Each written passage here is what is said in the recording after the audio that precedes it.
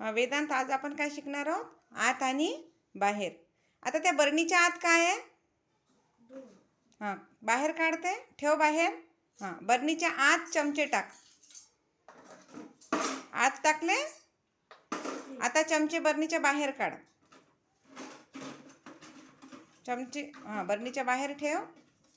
बरोबर. कापूस बरणीच्या आत टाक. तो कापूस बाहेर आहे ना, बरणीच्या आत टाक. हां, आता त्या 2 ग्लासात पाणी आहे ना, ते पाणी ग्लासच्या आत टाक. आत. हां, आता ह्या ग्लासातलं पाणी त्या ग्लासच्या बाहेर टाक.